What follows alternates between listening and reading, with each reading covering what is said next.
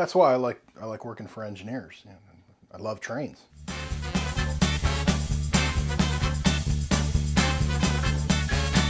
Hey everybody, it's Mike Duisberg from Magic Means Business. It's nice to see you again.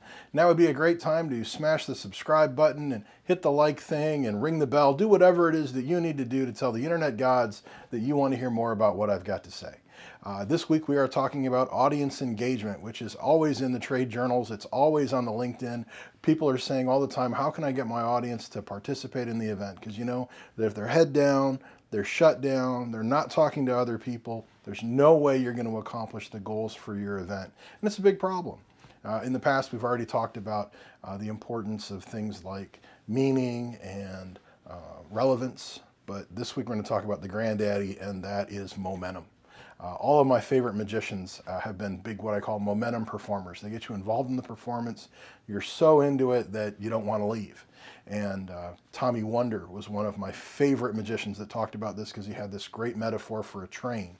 He says, you know, at first a train is very slow and it's easy to get on because it's not moving, or it's not moving very much at all. But after it starts going, right, it's eventually moving so fast that you don't want to get off, because you really can't get off, because that would mean you'd have to jump and the train's moving fast, and that would be bad.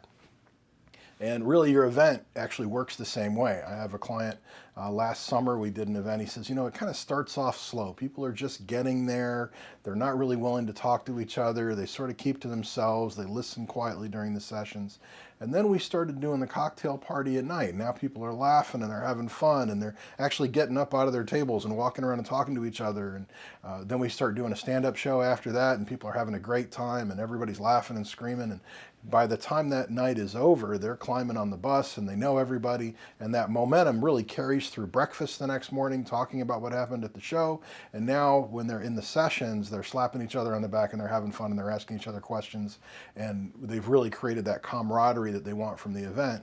And the entertainment is sort of that swift kick in the butt that, you know, gives them a little push that gets them to engage with each other, and then that momentum carries forward.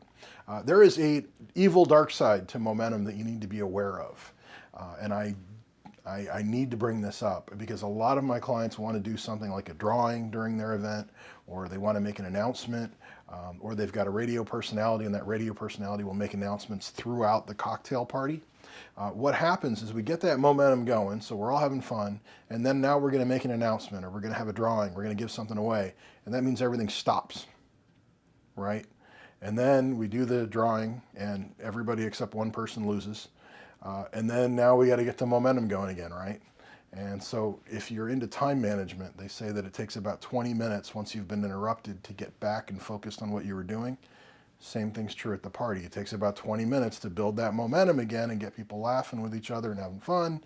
And now we're back on the track, and usually that's when we're going to do another drawing and we hit the brakes.